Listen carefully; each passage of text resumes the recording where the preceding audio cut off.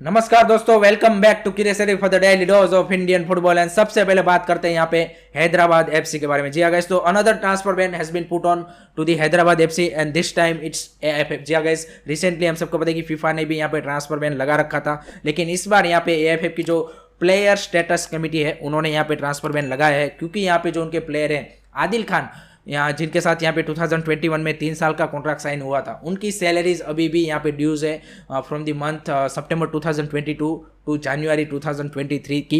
And Adil Khan ने यहाँ पे एफएफ की जो प्लेयर स्टेटस कमेटी है उनमें कंप्लेंट की एंड उन्होंने यहाँ पे उनके फेवर में वर्डिक्ट दिया है और 1 करोड़ प्लस यहाँ पे 5% इंटरेस्ट रेट के साथ यहाँ पे हैदराबाद एफसी को बोला है कि आप रिमेनिंग जो भी ड्यूज है आदिल खान के वो पे कीजिए, नहीं तो आपके ऊपर ये जो नेशनल एंड इंटरनेशनल प्लेयर दोनों का जो रजिस्ट्रेशन बैन है वो चलता रहेगा। ऑलरेडी वी नोज दैट कि भाई अभी तक जो जितनी भी साइनिंग यहाँ पे हैदराबाद एफसी ने इस सीजन की है, एक भी साइनिंग यहाँ पे वो रजिस्टर नहीं कर पाए, चाहे वो मक्खन छोटे हो, चाहे वो आपके जो नोवेल्स हो, तो फॉरेन एंड इंडियन प्लेयर्स दोनों की साइनिंग यहाँ पे रजिस्टर नहीं कर पाए। तो बड़ी मुसीबत में यहाँ पे क्या बोल सकते हैं कि हैदराबाद फंस चुकी है and they have to solve it very quickly, क्योंकि यहाँ पे 10 दिन ही बचे हैं ट्रांसफर विंडो के भी, तो आपको जल्दी से यहाँ पे क्या बोलते हैं कि एक्ट करना पड़ेगा। एंड ऑलरेडी फीफा का बैन चल रहा था और उसके ऊपर ये एएफएफ का भी बैन आ चुका है, तो लेट्स होप कि जल्दी से वो इस सिचुएशन को सॉल्व करें। And already we knew that कि भाई उनके जो नए इन्वेस्टर है वो भी इसीलिए यहाँ पे अभी पैसे नहीं डाले हैं, क्योंकि वो भी चाहते हैं कि जो हैदराबाद एफसी की जो करंट ओनर्स है वो अपनी जो पुरानी बुक है उसको पहले क्लियर करें, उसके बाद ही हम इन्वेस्टमेंट डालेंगे। तो ये देखिए, ये सिर्फ हैदराबाद की बात नहीं है, आप देखिए आई लीग एंड आईएसएल के काफ़ी क्लबों का ये इशू हर सीजन हमें देखने को मिलता है कि उनके ऊपर बैन लगा रहता है। तो Indian clubs has to be more professional, I think that's the need of the hour and इस तरह के बैनों से उसको बचना चाहिए। तो लेट्स होप, हमने रिसेंटली देखा है कि चर्चिल बदर को भी लगा है, तो लेट्स होप कि जल्दी से इस तरह के जो मतलब इश्यूज़ है उससे इंडियन क्लब्स बचें एंड आगे आने वाले टाइम में जो प्लेयर की सैलरीज है उसमें और ज़्यादा रेगुलर बने, तो ही उनके लिए भी बेहतर होगा। Moving on to the second news is obviously regarding Merdeka Cup. तो जैसे मैंने कल बोला था कि यहाँ पे लेबनान विथड्रॉ कर लिया है मेर्देका कप से, क्योंकि यहाँ पे उनका मैच वर्ल्ड कप क्वालिफायर्स में भी पैलेस्टाइन के सामने है एंड मेर्देका कप में भी उनके साथ है, तो इसीलिए उन्होंने पुल ऑफ कर लिया है। तो उसकी जगह पे यहाँ पे फुटबॉल एसोसिएशन ऑफ मलेशिया ने रिप्लेसमेंट के तौर पर यहाँ पे तजाकिस्तान को बुलाया है, जो कि यहाँ पे फीफा में 110th रैंक टीम है एंड सिमिलर सी मलेशिया के क्या बोलते हैं कि रैंकिंग वाली टीम है एंड पैलेस्टाइन के सामने वो मुकाबला खेलेगी। सो इंडिया के लिए एक बड़ा अपॉर्चुनिटी है कि now they are the favourites for this Merdeka Cup and पहली बार मेर्देका कप वो यहाँ पे जीत सकते हैं, तो big opportunity for India to get this Merdeka cup.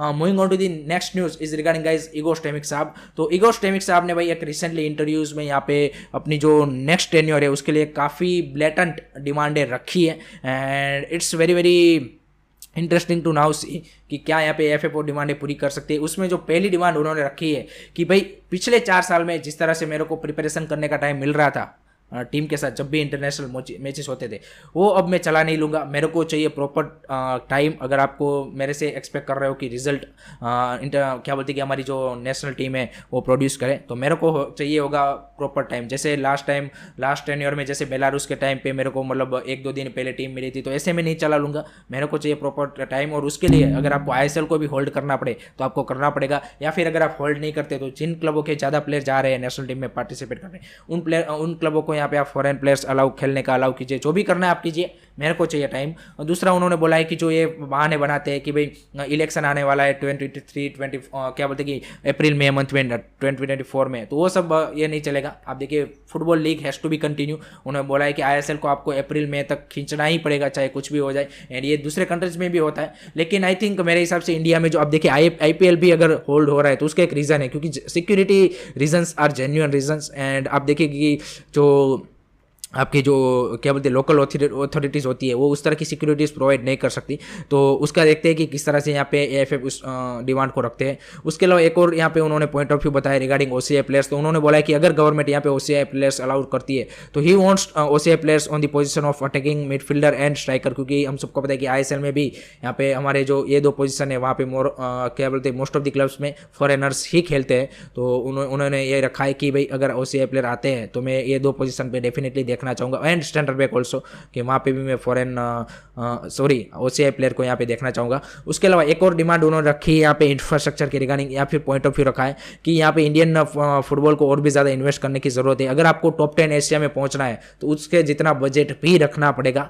आप ऐसा नहीं होगा कि आप उससे 100 गुना कम बजट में आप उसी की तरह की क्या बोलते हैं कि जो अचीवमेंट है या फिर गोल है वो अचीव कर पाओगे। तो ये भी उन्होंने रखा है। उन्होंने पर्टिकुलरली बोला है कि ISL क्लब शुड नीड और you can say should have their own training facilities, multiple pitches होनी चाहिए, ऑल वेदर क्या बोलते हैं पिचेस होनी चाहिए, कि आपके पास इंडोर पिचेस भी होनी चाहिए ताकि जो मानसून वाले सीजन आते हैं उसमें भी आपकी टीम प्रैक्टिस कर पाए। उसके अलावा यहाँ पे उन्होंने एक सैलरीज के ऊपर भी डिमांड रखी है कि यहाँ पे जो करंट इंडियन नेशनल टीम का कोचिंग स्टाफ है उनकी सैलरीज अगर आप एशिया की टॉप 15 कंट्रीज देखें तो उससे 25% है। तो ये भी उन्होंने यहाँ पे अपनी बात रखी है। तो देखिए डिमांड तो आई थिंक सारी उनकी जेन्युइन डिमांड है, उसमें कोई डाउट नहीं है। लेकिन एक बात ये भी रियलिटी है कि इंडिया जैसे कंट्री में कि जहाँ पे फुटबॉल अभी अर्ली स्टेज में है ग्रो करने के, वहाँ पे देखिए आपके पास लिमिटेड रिसोर्सेज होते हैं और उसी में आपको काम करना पड़ता है। और ऐसा नहीं है कि एकदम से सारी चीज़ें चेंज हो जाएगी।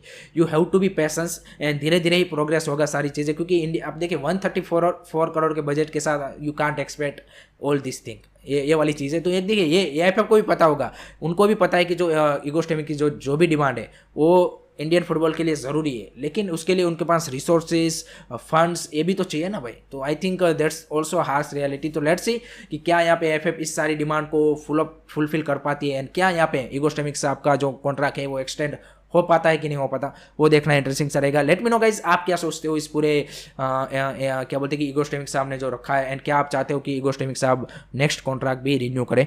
तो let me know in the comment section. Moving on to the next news is regarding guys obviously इंटरकाशी। तो इंटरकाशी ने एक और साइनिंग यहाँ पे अपनी कंप्लीट कर ली है and it's time for the Sumit Pasi. जी हाँ गाइस, तो finally former East Bengal player 28 year old Sumit Pasi is joining I-League club Interkasi, and it's going to be really exciting to see Sumit Pasi how he is going to perform for the Interkasi in this I-League season, and मज़ा आएगा। I think काफ़ी सारे fans का वो fan favourite भी है। तो देखते हैं किस तरह से परफॉर्मेंस देते हैं। And last news is regarding guys Punjab FC। तो पंजाब FC के जो ओनर है सन्नी सिंह, उन्होंने बोला है कि ISL डेब्यू हम जरूर कर रहे हैं, लेकिन इस सीजन से हमें और ज़्यादा उम्मीद नहीं है, क्योंकि ये हमारा पहला सीजन है। तो थोड़ा सा हमें सेटल इन होने में टाइम लगेगा, प्लेयरों को भी सेटल इन होने में टाइम लगेगा। और हम यहाँ पे क्या बोलते हैं कि अचीवमेंट यहाँ पे क्या बोलते हैं कि हमारे जो क्लब का फिलोसफी है वो यहाँ पे ट्रॉफी बेस्ड नहीं है। हम चाहते हैं कि player has to be first, खुश होने चाहिए, कोच खुश होना चाहिए, और कलेक्टिवली अगर एज अ टीम खेलेंगे then definitely we will achieve something. तो ये उन्होंने सन्नीपा जी ने यहाँ पे बोला है।